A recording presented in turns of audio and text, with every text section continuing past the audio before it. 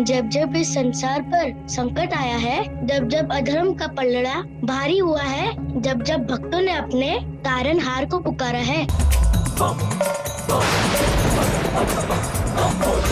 देवी लक्ष्मी को खोजना होगा।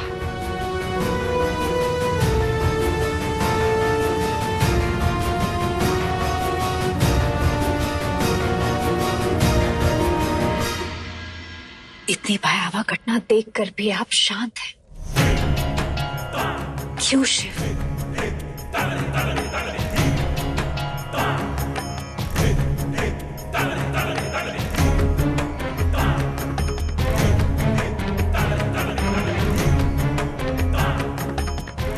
जो समस्या आंखों के सामने होती है वो तो अविलंब विषय होता है देवी, परंतु जो समस्या धीरे धीरे शीश उठाती है वो आवश्यक होती है।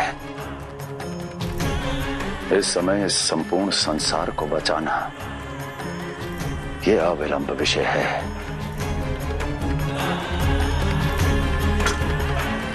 परंतु देवी लक्ष्मी का लुप्त हो जाना ये आवश्यक विषय है,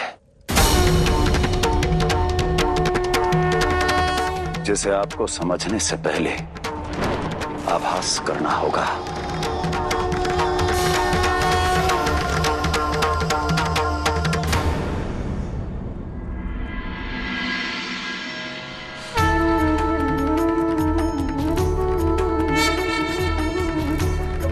अम्बे मां की जय, अम्बे मां की जय, अम्बे मां की जय, अम्बे मां की जय, अम्बे मां की जय।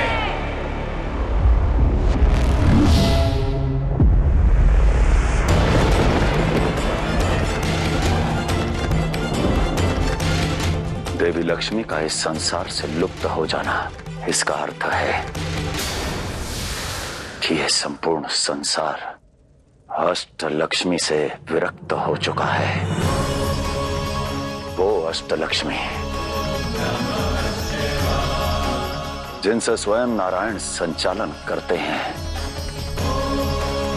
जानती हैं देवी, आदि लक्ष्मी के बिना इस संसार में प्राण तक नहीं।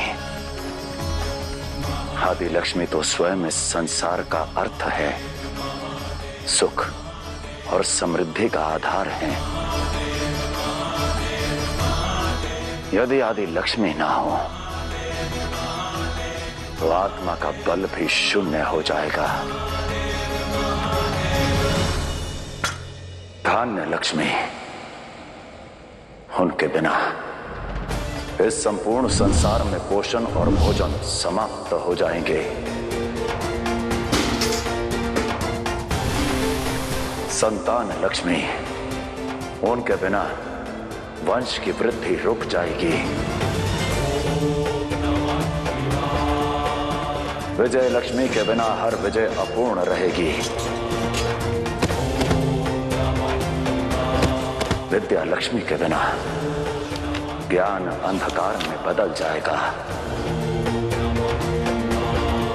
धैर्य लक्ष्मी हमें साहस प्रदान करती है और गज लक्ष्मी हमें शक्ति और संपदा प्रदान करती है। इसलिए आदि लक्ष्मी के बिना धैर्य, साम्राज्य दोनों लुप्त हो जाएंगे।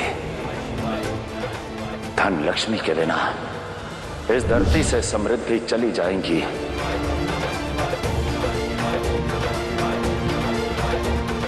ये सभी अष्ट लक्ष्मियां मिलकर जीवन को सुचारू करती हैं। और यदि देवी लक्ष्मी नहीं तो सुख, समृद्धि और साम्राज्य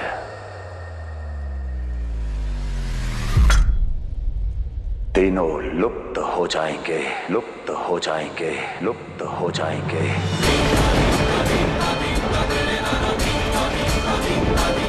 और आज ये संपूर्ण संसार केवल देवी लक्ष्मी नहीं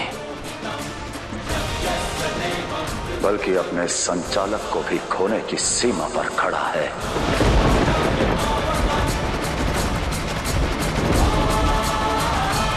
तो फिर इस समस्या का समाधान कैसे होगा शिव?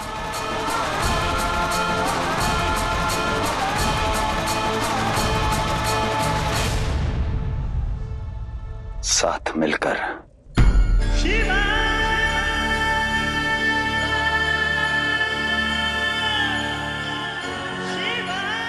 और नारायण, उनकी सुध कौन लेगा? मैं माता। मैं वचन देता हूँ आपको कि मैं नारायण जी को पुनः अपने कर्तव्य पथ पर ले आऊंगा। और मैं सभी लोगों की रक्षा करूंगा।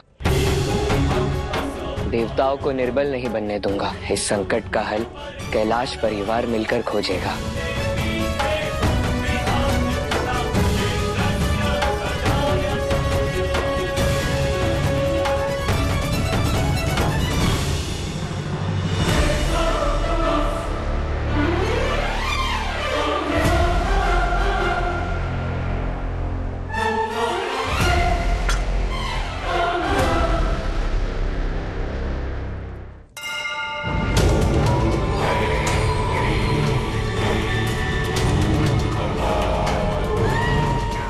नरकासुर,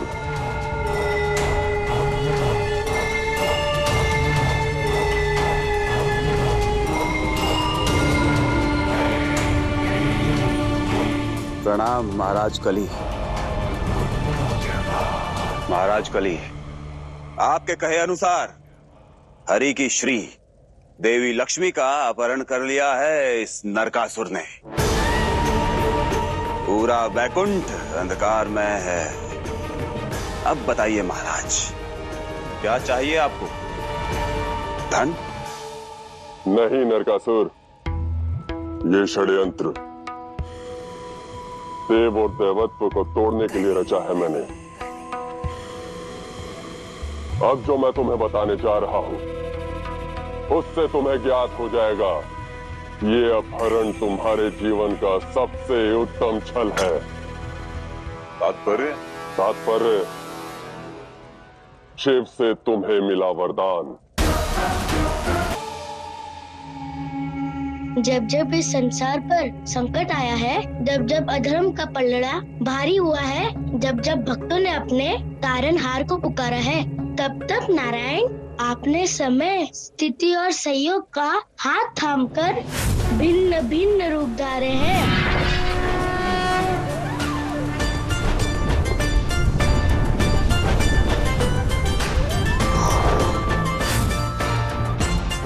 भक्तों के उद्धार के लिए अनेकों अवतार लिए हैं। अधर्म के नाश के लिए सृष्टि पर उतरे हैं। दुष्टों के संहार के लिए अस्त्र उठाए हैं। धर्म की स्थापना के लिए आप हर बार आए हैं।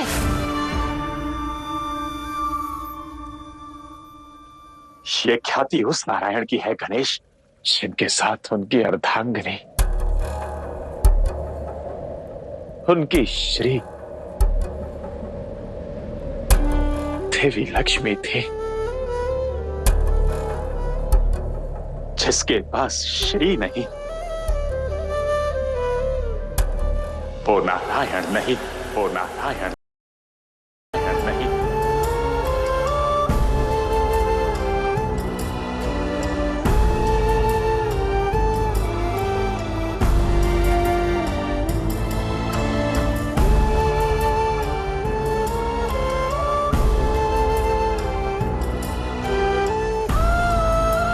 नारायण, आपके बिना संसार की सुरक्षा कौन करेगा?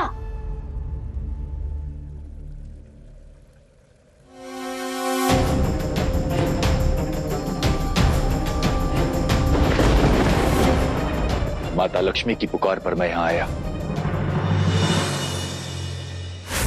देवराज, माता लक्ष्मी, नारायण मेरे साथ हैं। आप सब मेरी ध्वनि की दिशा में चले आइए। ब्रह्मदेव, ये सब हो क्या रहा है? पापी की भांति मैं भी देवी लक्ष्मी की पुकार सुनकर यहाँ आया हूँ, किंतु नारायण कहाँ है? नारायण यहाँ है।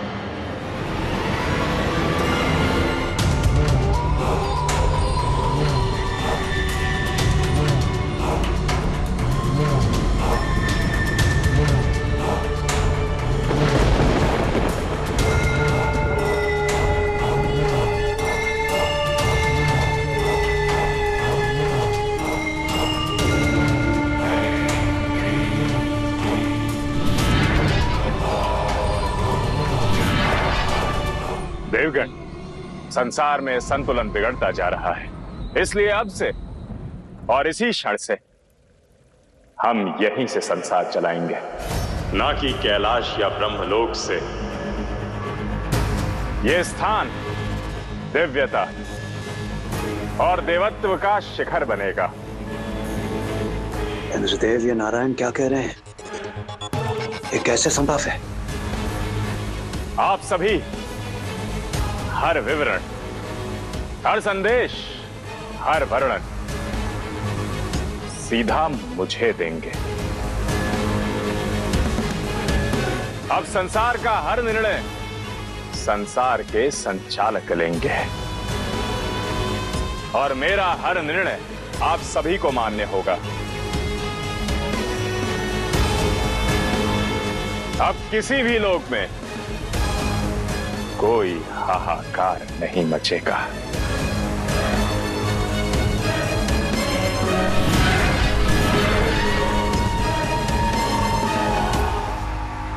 ब्रह्मदेव, जो हुआ उचित ही हुआ। अधिकार से ही तो शासन सफल होता है, और फिर नारायण तो है ही संचालक। जब सब कुछ उनके नेतृत्व में होगा तो सब शुभ होगा।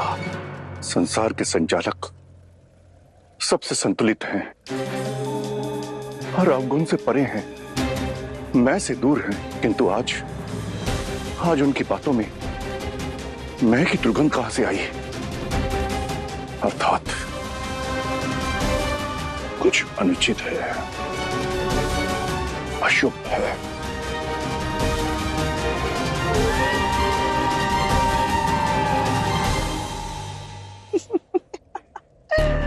अद्भुत खेल खेला है महाराज कली।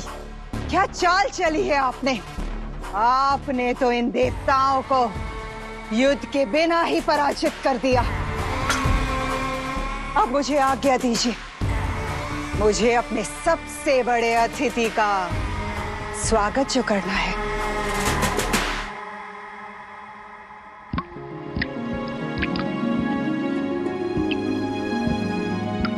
ये लीजिए देवी।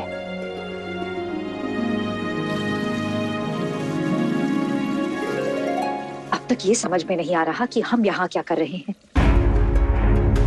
वहां देवता भ्रमित हैं और हम यहाँ भटक रहे हैं।